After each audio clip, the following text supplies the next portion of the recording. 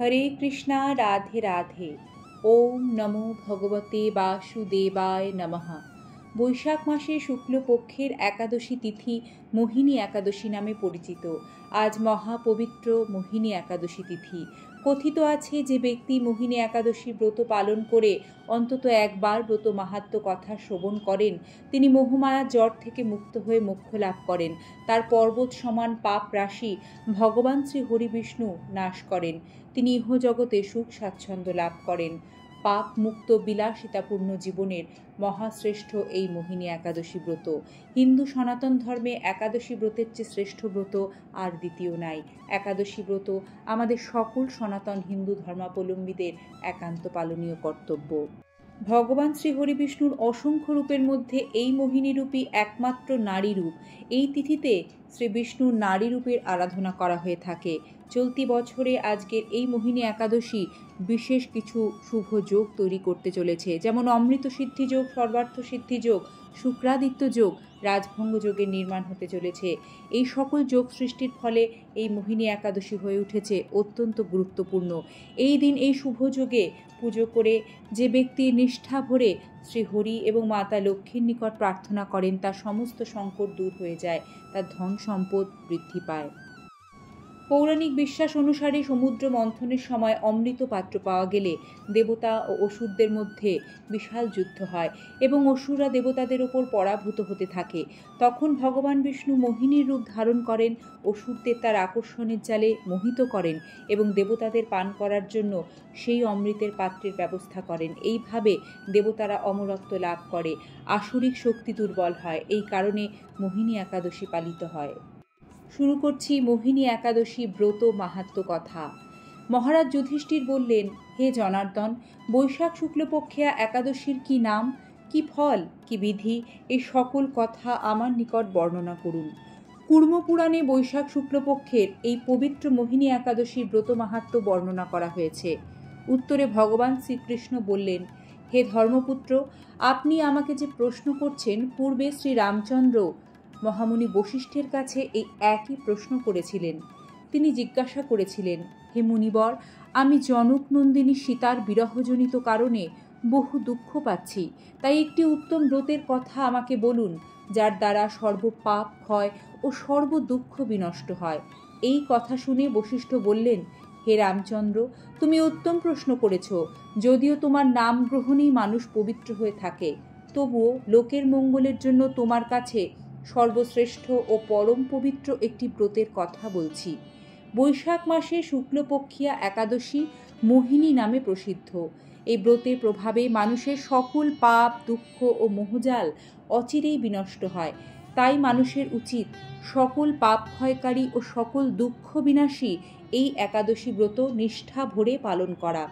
একাগ্রচিত্তে তার মহিমা তুমি শ্রবণ করো। এই কথা শ্রবণ মাত্রেই সমস্ত পাপ বিনষ্ট হয়। বহু যুগ আগে পবিত্র সরস্বতী নদীর তীরে ভদ্রাবতী নামে সুন্দর নগরী ছিল। চন্দ্রবংশজাত ধৃতিমান নামে এক রাজা সেখানে রাজত্ব করতেন। সেই নগরীতেই ধনপাল নামে এক বৈশ্য বাস করতেন। তিনি ছিলেন পুণ্যকর্মা ও সমৃদ্ধশালী ব্যক্তি। তিনি নলকূপ, জলাশয়, উদ্যান, মঠ ও গৃহ ইত্যাদি নির্মাণ করে দিতেন। তিনি ছিলেন বিষ্ণু ভক্তি পরায়ণ ও শান্ত প্রকৃতির মানুষ। সুমনা, দ্যুতিমান, মেধাবী, সুকৃতি ও ধৃষ্টবুদ্ধি নামে তার 5 জন পুত্র ছিল। পঞ্চম পুত্রটি ধৃষ্টবুদ্ধি ছিলেন অতি অত্যাচারী, দুরাচারী এবং লম্পট। তিনি সর্বদা পাপ কার্যে লিপ্ত থাকতেন। লাম্পট্য ও দ্যুতক্রীড়া প্রভৃতি পাপে তিনি অত্যন্ত আসক্ত ছিলেন। দেবতা, ব্রাহ্মণ ও পিতামাতার সেবায় তার একেবারেই মতি ছিল না। তিনি অন্যায় কার্যে রত, দুষ্ট স্বভাব ও পিতৃধন ক্ষয়কারক ছিলেন। সব সময় তিনি অভক্ষ ভক্ষণ ও সুরাপানে মত্ত থাকতেন। পিতা ধনপাল একদিন রাস্তা দিয়ে যাচ্ছিলেন। হঠাৎ তিনি দেখতে পেলেন ধৃষ্টবুদ্ধি এক বেশ্যার সঙ্গে নিঃসংকোচে ঘুরে বেড়াচ্ছেন। তার নির্লজ্জ পুত্রকে এইভাবে দেখে তিনি অত্যন্ত মর্মাহত হলেন। এই কুস্বভাব দর্শনে ক্রুদ্ধ হয়ে তিনি তাকে বাড়ি থেকে বের করে দিলেন, কারাগারে নিক্ষেপ করলেন। তার আত্মীয় স্বজন তাকে পরিত্যাগ করলেন। তিনি তখন নিজের অলংকার বিক্রয় করে জীবনযাপন করতে শুরু করলেন। কিছুদিন এইভাবে চলার পর অর্থাভাব দেখা দিল। ধনহীন দেখে সেই বেশ্যারাও তার সঙ্গ ত্যাগ করল। অন্নবস্ত্রহীন ধৃষ্টবুদ্ধি ক্ষুধা তৃষ্ণায় অত্যন্ত কাতর হয়ে পড়লেন। অবশেষে নিজের রাজ্যেই তিনি চুরি করতে লাগলেন।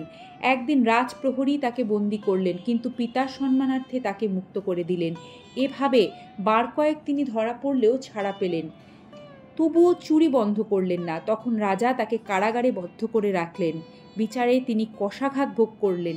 কারাগারের পর অন্যান্য উপায় ধৃষ্টবুদ্ধি বনে প্রবেশ করলেন। সেখানে তিনি পশু পাখি বধ করে তাদের মাংস ভক্ষণ করে অতি দুঃখে পাপময় জীবনযাপন করতে লাগলেন। দুষ্কর্মের ফলে কেউ কখনো সুখী হতে পারে না। ধৃষ্টবুদ্ধিও তাই দুঃখ শোকে জর্জরিত হলেন। এভাবে অনেক দিন অতিবাহিত হলো।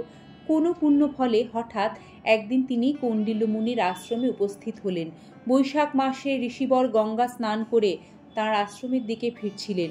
শোকাকুল ধৃষ্টবুদ্ধি তাঁর সামনে উপস্থিত হলেন। ঘটনাক্রমে ঋষির বস্ত্র হতে এক বিন্দু জল তাঁর গায়ে পড়ল। সেই পূর্ণ জলস্পর্শে তাঁর সমস্ত পাপ দূর হলো। হঠাৎ তাঁর শুভ বুদ্ধির উদয় হলো।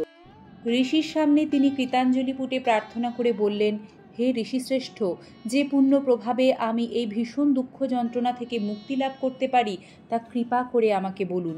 ঋষিবর বললেন, বৈশাখ মাসের শুক্লপক্ষে মহাপবিত্র মোহিনী নামে যে প্রসিদ্ধ একাদশী আছে, তুমি সেই ব্রত পালন করো। সেই ব্রতের ফলে মানুষের বহু জন্মার্জিত পর্বত প্রমাণ পাপরাশিও ক্ষয় হয়ে থাকে।